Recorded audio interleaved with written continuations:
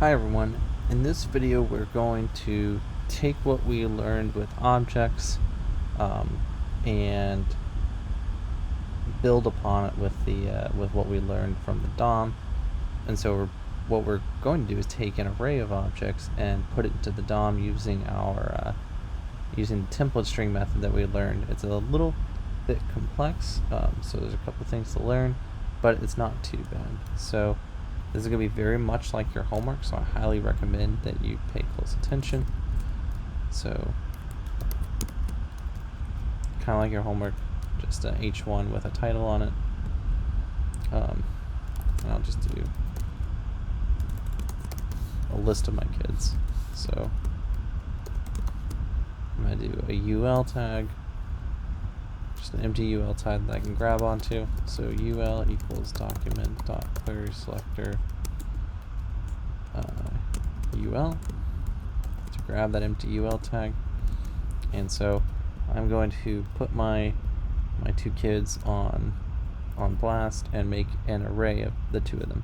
So we're going to do const kids equals an array, and now we're going to put objects representing each kid. So first one object name, so my first son Nicolo, age 3, and just to be silly, let's do demeanor temperamental. So this one object represents my first son. So if your homework assignment you're doing movies, the second object, name Giovanni, age, he just turned 1 this past Saturday, demeanor, sweet kid. So now we have to take this array and somehow put it into this UL with JavaScript. Well, it's actually not too bad. So we're used to the template string method. We could do something like this where we say li equals template string, and we could do li and have a paragraph for kids 0 dot name,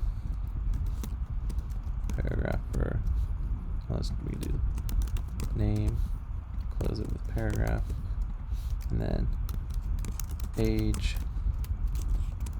kids 0 dot age, and p for demeanor kids 0 dot demeanor. So this is combining what we did with objects and in terms of accessing their accessing objects via dot syntax, going through the array.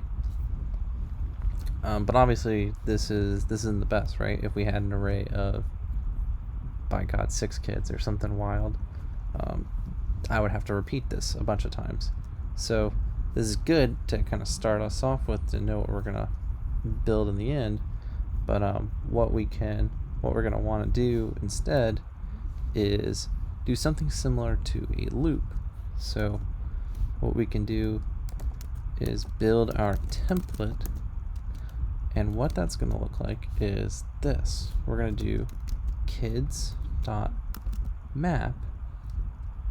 and what map does is it takes an array, and for each element in the array changes it in some way. So before I do that, let's do a quick simple example. So let's say I have numbers equals 1 2 3 4 5. If I do const doubled equals numbers dot map, I can take every element inside of numbers and double it.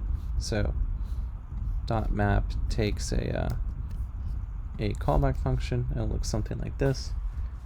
So for every number, we want to grab an element inside of it. So typically we put a singular in here. So number, and We can do this a couple ways. We can either do function number and open it like that, but I'm going to actually do an arrow function, so it's going to look like this.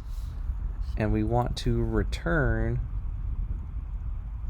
the way that the element's going to be changed. The way we're going to do that is we're going to return number times 2. And what this is going to do is it's going to take every number in the array and double it. So if we console.log doubled, because that's what we're assigning it to, every element gets doubled, gets assigned to this doubled array, and we refresh the page, and here 2, 4, 6, 8, 10. So we're going to do something basically the same here with const template, but instead of just doubling everything we get inside of kids, we're going to instead put every element and get an array of HTML elements. So we're going to put every one of these objects and turn it into an li tag. So we're going to do kids.map. For every kid, we're going to return this li.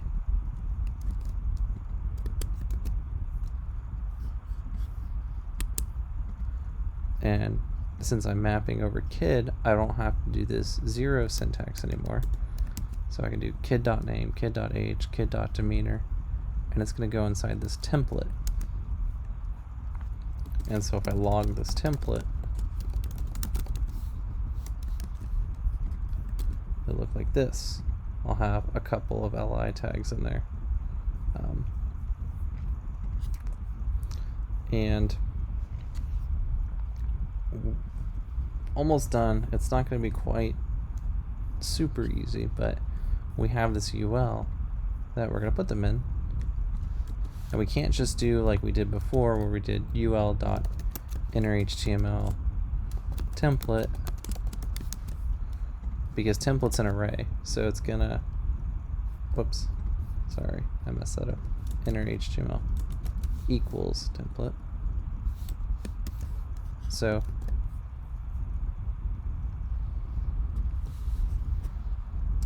it's it actually worked pretty well, but it's you'll see this comma because this is actually an array, and so these elements are separated by comma. So just to make it fully proper, we would do join, and this will combine everything into a single string.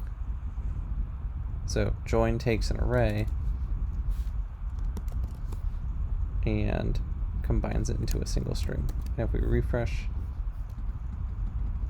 it looks the exact same, but I don't want the comma, so we add empty string to it. There we go. So this is the delimiter. We say don't have a delimiter between them. So just as a quick review, we can take an array of objects. We're not going to build a template like this, but we can map over them and build a template, and then take that array and put it inside of the inner HTML, whatever we're doing, and just join it by an empty string. And that's going to let us take that array and put a nice template on there.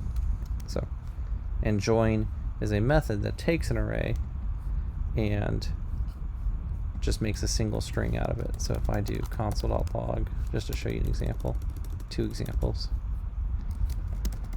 console.log numbers.join,